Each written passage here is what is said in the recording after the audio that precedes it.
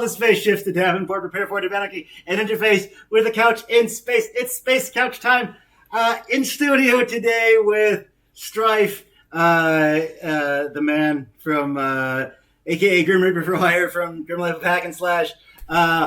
Before we get into the cosmically spooky entity to my right, your left, let's pay some bills and check out this week's tremendous 10 from Legger Hook Records!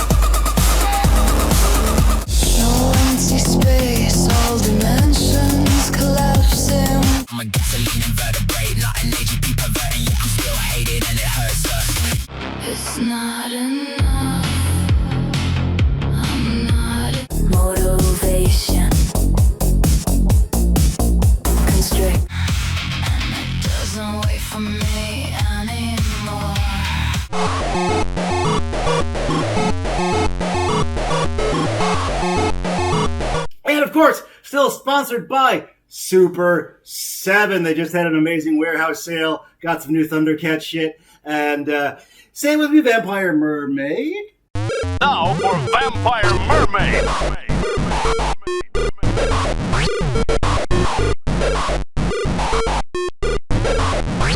Vampire Mermaid. All right. Okay, it is a rare treat to do in studio Space Couch.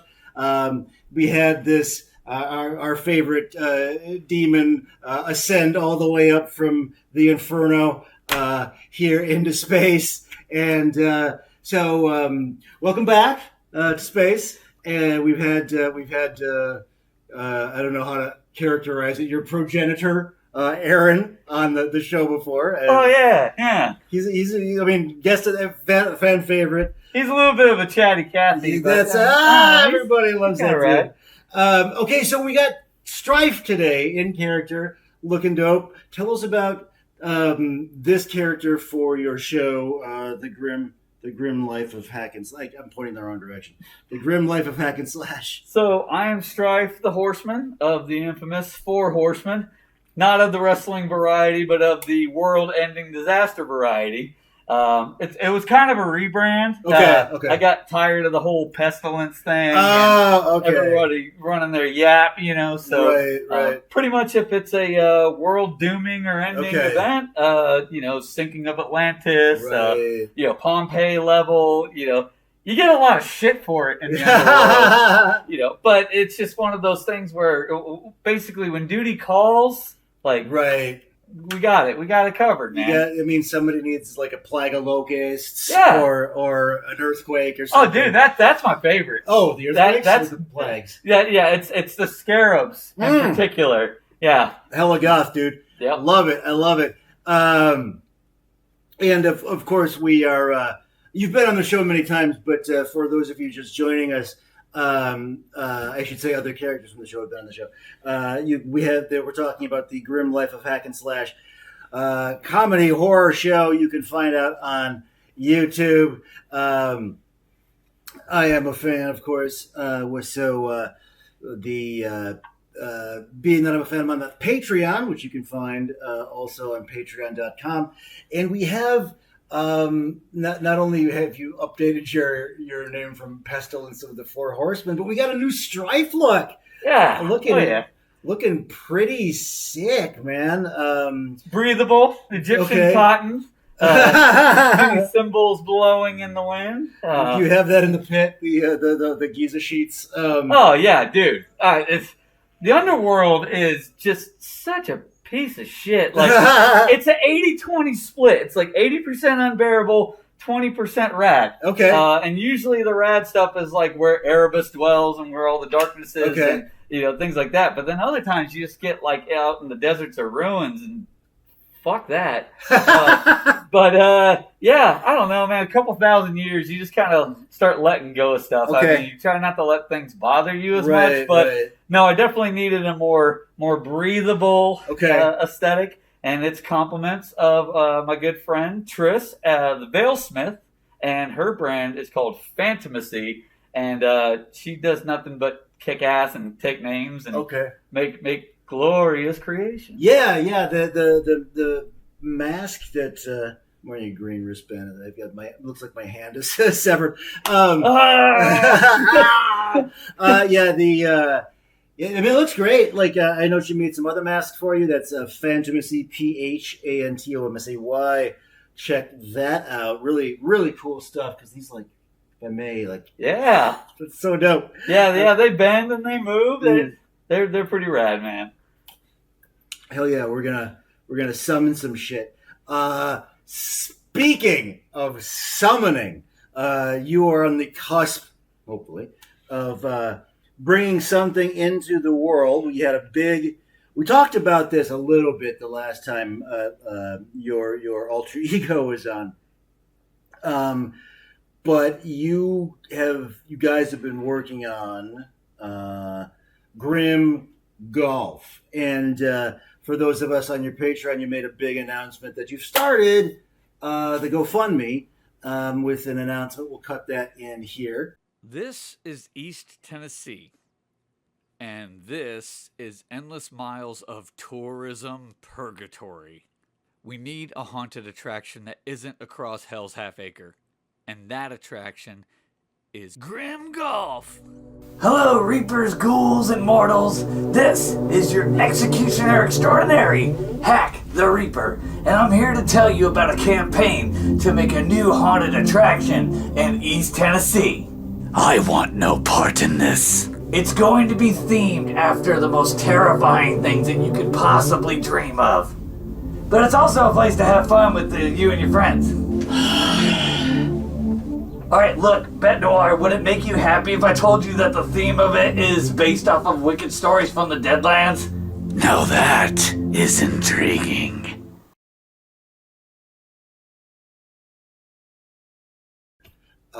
So yeah, like it.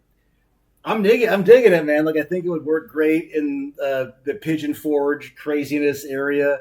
Oh yeah, dude. Like it would be a unique break from possibly your daily hell or a brief excursion from the underworld.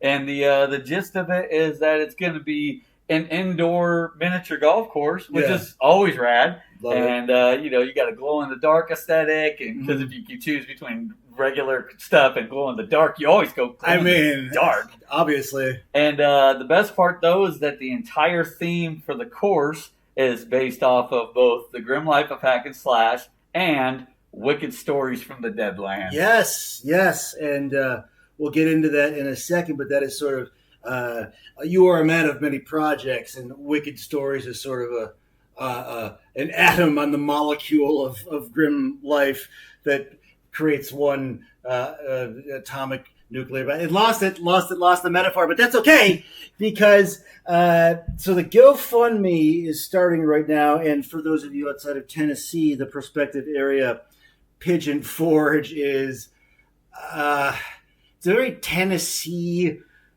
theme park kind of. It's insane. The whole town runs on claw machines. It's pretty much, man. Like you start driving down there and you're just like, what is this? And yeah, there's a pretty eclectic like landscape there, but I don't know, man. It's a lot like Purgatory though. In what way? Car only moves about 2 feet, 2 feet every 3 minutes. Tourists weeble wobbling around. Right. Giant gallon-sized containers. You know what though? I'm not one to complain. If you decide that you want to start shaving life points or HP points off of your general existence, make a sandwich. I don't have a problem with that. Well, I mean, arcades and go-karts and all that are great, which is sort of like one of the staples there. But this would offer, so far as I understand it, people know what like putt-putt golf is, but like it's this insane comedy horror world you're sort of immersed in. Yeah. Yeah. See, Hack's got the wrong impression of it. The other day he was blabbing about like, hey, it's gonna be cheesy. It's gonna be the scarecrow, or look out for the witch's cauldron. And Bet Noir was very quick to shut that shit down.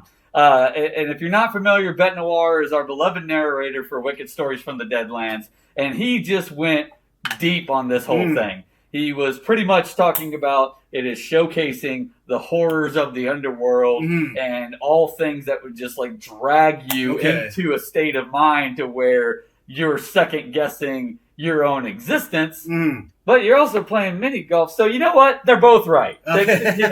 Just to meet halfway. First of all, you do a great Hack voice. That's amazing. And second, like, I'm glad you brought that up, because you're not doing like haunted house golf. Like, I mean, it's bigger than that. At least that's what you're envisioning. Oh yeah. For that, like. The ones that I've ever so briefly visited, it's like you could see like the entire course, you know? And it's like you could see you and 47 of your other neighbors that you just wish would just get through the queue just a little bit faster and get out of the way. And me, myself, I am a fan of mini golf, but Death absolutely just loses his shit if he were to catch me there, because duties of the apocalypse and the horseman, and he just... But I digress from the point. Grim Golf, though, would have big towering walls and trees and creatures and just incredible landscape. It would be like a really dope experience. Dare I say, Bet Noir would occasionally lead groups through via lantern light for like a special auditory event. He could totally be your Virgil, but not like Mighty Max with armor and a sword. It's a... deep reference. I'm aging myself with that reference. Not the 80s butler for Ted DiBiase. Yeah, Dante's in football. There we go. Okay, very cool. So you've started the GoFundMe, but that is not the beginning of the process. So far as I understand it, you really put a lot of work into business plans and what it would take to run this as an actual business. Absolutely. Not just some sort of fantasy drawing on the back of a math book. No, there's binders dedicated to it, and there's planning. There's plenty of conversations, to be had. Basically, as time goes on, there's going to be more and more installments and more videos expounding upon the general idea. Because that's the world of GoFundMe, man. Like, you humans get really, really particular when it comes to, I don't know, man. The scales are crazy unbalanced. Okay? Let me clarify. Okay? If you want to do a GoFundMe to make a rad, a mirror of the underworld, in this case, Grim Golf, then it's kind of nebulous and a lot of people don't get it. But if you want to make a GoFundMe because you're just like, I hate my entire life and I want to quit work, like, those things go off like gangbusters. It's unreal. Yeah, please pay me to not work. Like, tap me into that, because that would help with the Reapers to stop their bitching about soul count. If the Reapers could just launch a GoFundMe to be like, oh, please donate souls so I don't have to work anymore. That's just easy button even breaks from like overusage. But no, this GoFundMe, should it take off as intended, man, it would absolutely crush. It would be one of the coolest things you've ever seen, bar none. So if you're not wrong. As much as I want to defend my species, our human priorities are pretty fucked up. But if you there on Earth or whatever dimension, Hades or otherwise, you may be watching this from, want to invest real money into this, what looks like a pretty and fantastic project to me, check out Grim Golf on GoFundMe. Before I forget, the Wicked Stories is a really fun component. You put a lot of... it's a kind of a big focus, at least of the Patreon, is these... when we talked about it the last time, but for if you're just joining us, it's how would you describe it? Almost soliloquies of really poetic sort of I don't know, diatribes, journeys of horror that you released, and it's some good stuff. We had Siren's Lullaby was the last one. I was wondering what your thought process behind creating that sort of tale was.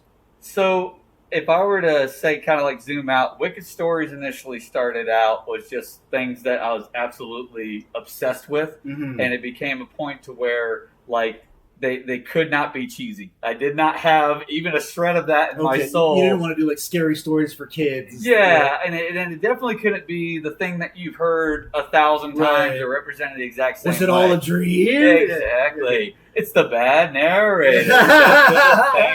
Same music. Did you know that there's a spirit in Appalachia? Yeah, right. No, minus 10. Wicked Stories is intended to grab a hold of you and just rip you into the moment. And holy shit, like if you listen to it with your eyes closed, like it's a whole experience. But more to your point, when it came specifically to Siren's Lullaby, I wanted that one to be designed in the lyrics and the tonality of it to be a timeless thing. It deals with sirens beckoning sailors from the ship. I mean, that seems like a tried and true, like a regular thing. But it peels back more and more layers of horror as you hear the sound effects and you hear the variations and the voices and the call. But what's really unique in that track is if you listen to it, you can hear the old wood groaning within the ship, but you can't place what era it is from. So it could be literally a timepiece from 500 BC. It could be the 1600s, 1800s, present day. You know, like you can roll your eyes and be like, "Oh, ships are different now," but there are still wooden ships out there, right? So for all intents and purposes, it's very difficult to pinpoint. And also, there's nothing in that track that gives away what exact time period you're experiencing as it all unfolds. So, Siren's Lullaby, a very cool horror tale. Who did the music on that one? So, the great Carl Learmont from Angel Spit composed the absolute shit out of that. Very cool. It's incredible. And then Adore, I don't want to butcher the name, Adore Hathor, or Adore Hathor, is the vocalist that is doing the sirens voices.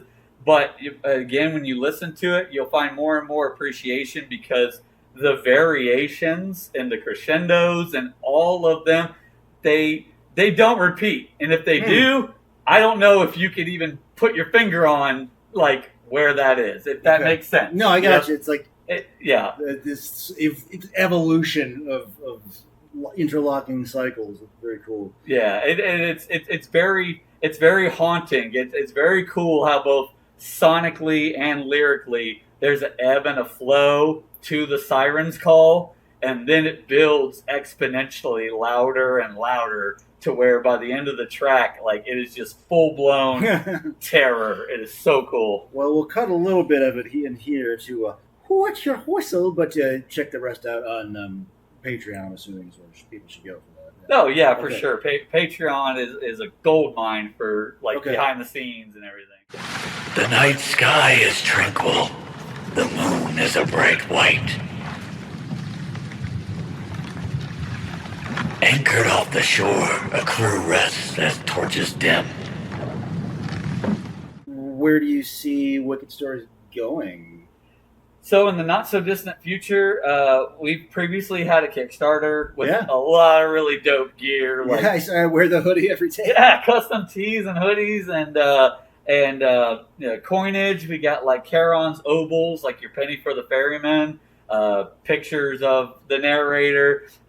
So more and more, I'm always trying to just improve things as they go. So I definitely see a Kickstarter for Volume 2 on the horizon. It could be like about late fall of this year. I got a few other things I want to hash out. Kickstartering, awesome.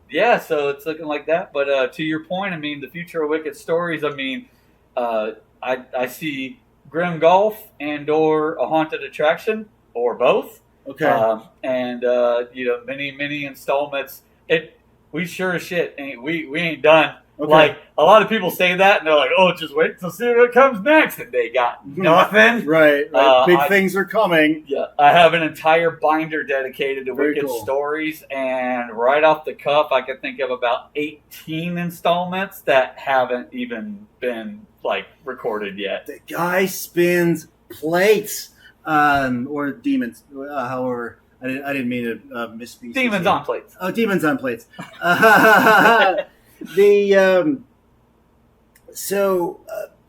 Here in Knoxville/Space, there's a bizarre amount of wonderful horror conventions to go to. I think Right? we've hit, of all things, it's Knoxville, Tennessee/Kingsport or whatever.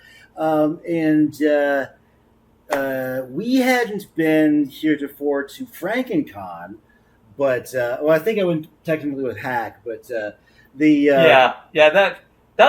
was a mess. It might have been after that you left, but it was something about him blowing out all of the windows in the entire first floor, and it was a shit show. So I don't know if Hack's invited back to FrankenCon, but I'll go check it out. Okay. Well,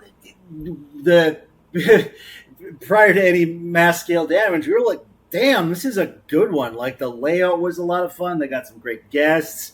I played some crazy, Halloween Mike Myers video games. This is actually really And good. a lot of people, when they see horror conventions, they go, "Oh, it's a deep cut. They got the guy from Scream." Right. It's they got an actress from Chopping Mall. They had the Chopping Mall actors. That's cool. So freaking awesome, man. Yeah. If you haven't seen Chopping Mall, you're overdue. Okay? Oh, yeah. So, that one's a good one for sure. But yeah, they're on the books. Yeah, Human Face Aaron guy, the creator for Grim. He's going to be there. Very cool. Very cool. Grim Life and Wicked Stories will be represented, as well as Grim Golf. CreepyCon, definitely going to be walking the floor. Okay, very cool. Pressing the flesh. Or skeleton bones, as the case may be. Yeah, right? Yes, CreepyCon's kind of the big one, and then maybe Smoky Mountain Terror. There's just so many. It's crazy, but the point is, check out Grim Life of Hack and Slash at FrankenCon, and don't get killed by Chopping Mall robots before then. Exactly. With their weird little Hellraiser hook things and shit. Yeah. Do not make bad decisions after hours, Yes. being teenagers, drinking booze, in a furniture store. And if you think that's too oddly specific, then your video catalog sucks. Yeah, you really need to watch more movies. You got it. Chopping Mall is highly recommended. 2 out of 2 Gothicals recommend. Hey! Space Couch. Chopping Mall. We give it 2 exhaust ports up. Blast off. So, I don't know how much of the reality you want to break here, because I wanted to ask about your sick new tattoo ink. It's all good, okay, man. because you've been really going ham on Grim Life ink. I just wanted to know if you could show the people some of your Grim Life sleeve. Yeah, the Strife, little known to many, actually has a few tattoos. See, Okay. we got all these sick Egyptian glyphs, it's all groovy. Behold, there is a man beneath the costume. Yeah. So we've got a very cool Grim Life ink. I wanted the people to see it because I'm so impressed. We got a little bit. I'll send you a video to kind of fully showcase the complete badassery that is my tattoo artist.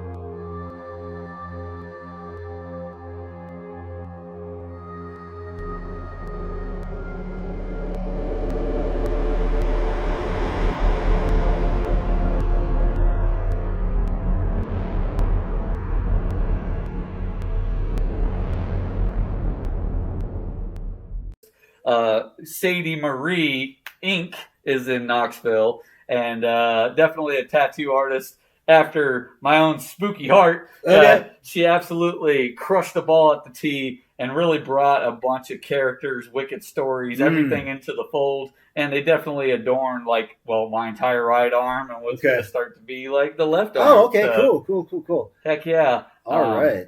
So. He's a canvas of the world. He's immersed in it. It takes with him. Well, it's like they say, if you painted 15 chapels, then you don't stop at the 16th. There you go.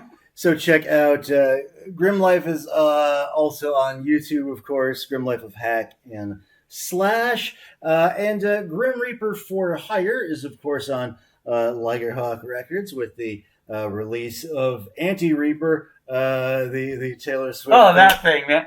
Slash hates it. I love it. I think it's killer. I think it absolutely rips. Yeah. Yeah. Hey. Well, the gasoline invertebrate Earth 2 version is spot on. But now we will see if you are spot on with. Give me 1 second here. Space Calamity. That's okay. Oh, I already triggered it. So it's radiation round. No wrong answers. You know how it goes. Veteran of the show. I don't think this is kind of a staple radiation round question, but I don't think I've ever actually asked our horror expert here. Question 1: Jason, Freddy, or Mike Myers? Jason. Okay, why?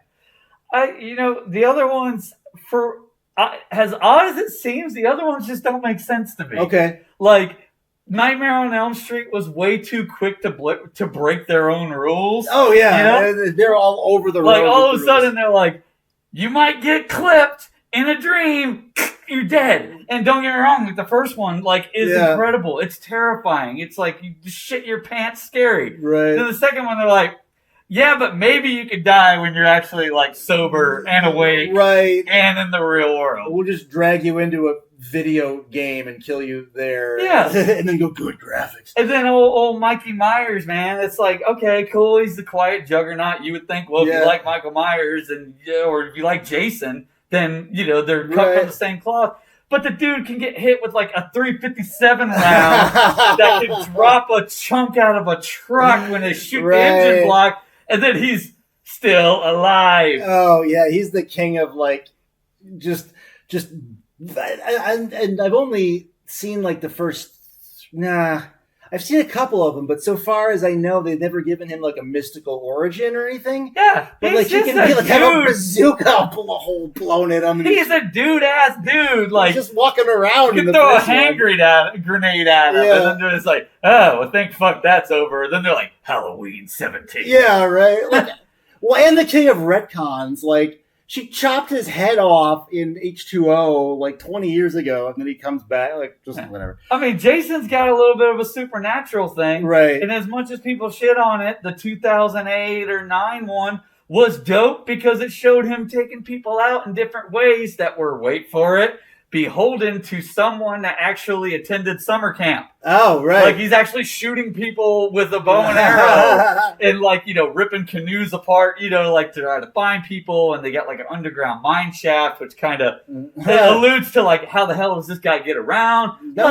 It was dope, man. It went hard in the paint. I mean, the first one when audiences must have shit themselves. And I know we're going way too deep on just one question on radiation round, but before the thing of it got out, when he comes out at the end and that's the final shot. Yeah. Of the anyway. Yeah, tell me you didn't shit yourself, or better yet, you couldn't show somebody that's never seen the franchise that movie, and then they wouldn't just lose their fucking mind or leap off the couch because he went at the end. Yeah, dude. Okay.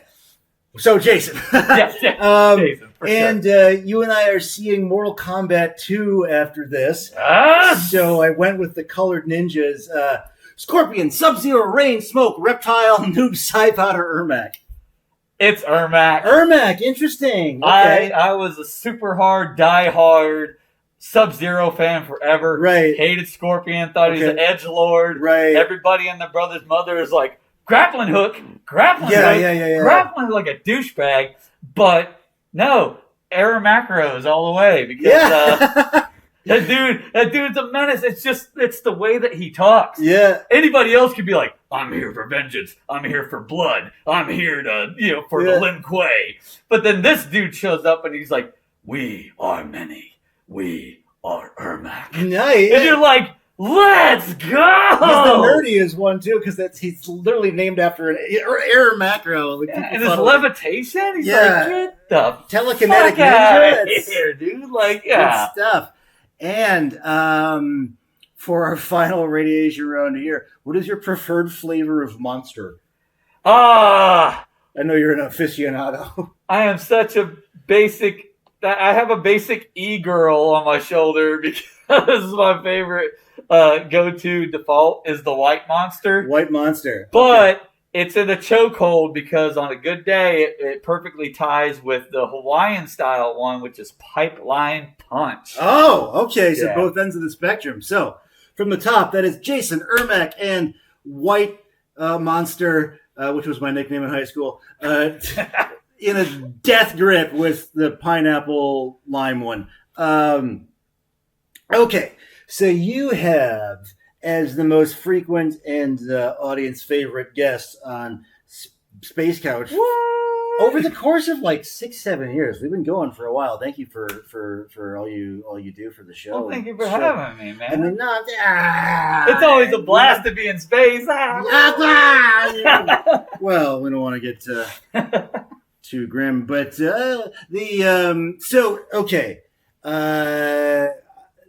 if all the grim characters started a band, oh wait, I forgot to do the title. Now we'll never know that it's hypothetical spectacle. Okay, now you know. Now it's official. If they all played in a band, who would play what? Oh, dude. Okay. Although I do not have the aptitude to do so, I would like to be the one on the electric guitar. Okay, so let's just assume that everyone is a learned professional. Oh, yeah. At said things. Okay? It's a total rock band rules. Yeah. I'd be on electric guitar. Okay. Death would be on vocals. Okay. For sure. The War would be playing the tambourine. Okay, really? You had War on the tambourine. All right. And Fury would be on the drums. Okay, it would makes be sense. a very Four Horsemen centric because we've tried to have like a fifth horseman like in the mix, and right. it is just it's a type of show. I won't tell you which one. Okay, it is, okay. But yeah, but I think I'm going with that. Do other like human maladies try out? Like, I'm sonic dissonance. I want to be like a fourth, or like I'm forgetting your keys. Like, yeah, dude. Like we had a dude show up with a keytar, and then he had like this wrestling outfit. So it was this weird clash of like goth with like wrestling. You got to pick a lane, man. It was the weirdest like shit ever, and you couldn't hear the keytar over Death because he's like, "I'll headbutt your soul." Everything with Death is like, "I'll headbutt your soul, headbutt you to death." Death by head collision. Like, Guy loves headbutts. Yeah, dude, it's crazy. Like, yeah, he's got other range and he has other supernatural abilities, but he just chooses to talk about a head case. So, like, Hack wouldn't do vocals or anything like that. I don't know, Would man. Come in like a twisted, like, rap band thing. No, I've lost a lot of faith in Hack since he got all clicky and poppy and dancey and yeah, that whole Hack Swiftly thing. He went total TikTok, didn't he? I don't know. It just I think it kind of slams. Personally, it's pretty industrial, but I'll have to give it another shot. I'll crack open a monster. Yes, I'll give it another go.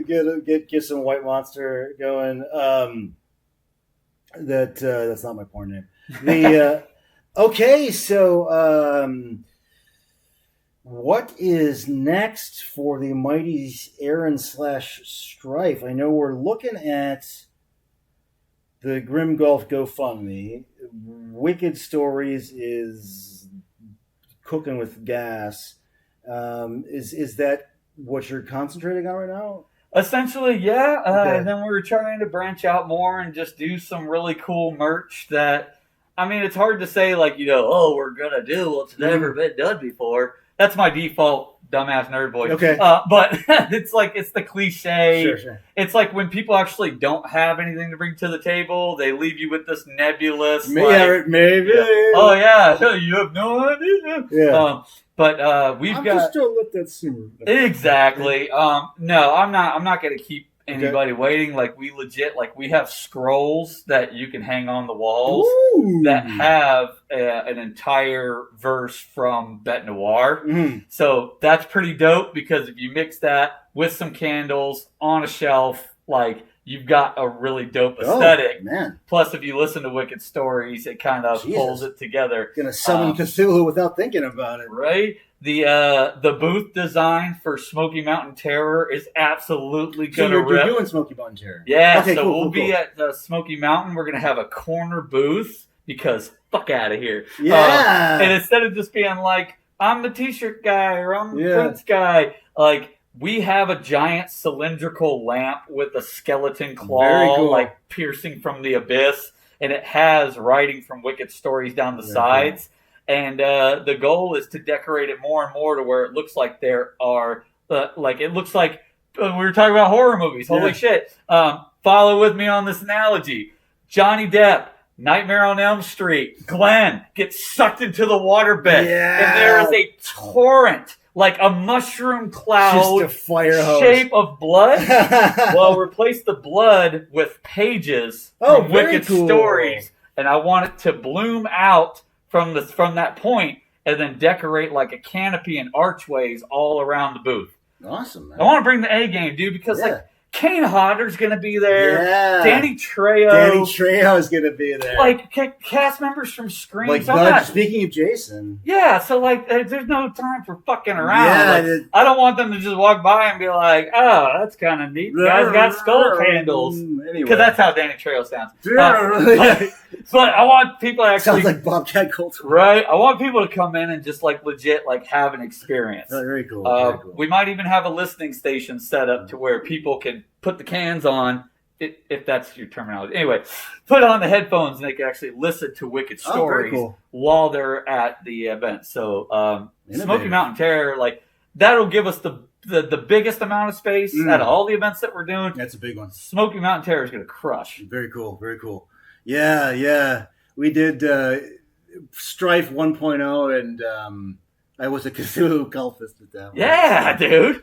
I went way out of my way, my comfort zone. So this is a new issue I've never had before called. It's not playing today. Oh, it's off screen. No. Oh wait, no, I know what I did.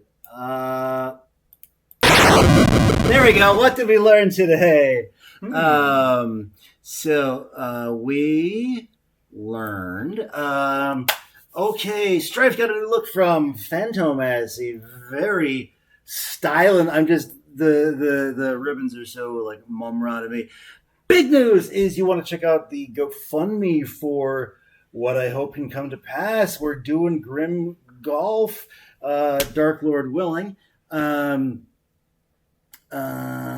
He's been working on it, like for real, guys. The Sirens Lullaby is out now. The Wicked Stories, horror tales, but not just tales. It's a whole sonic experience.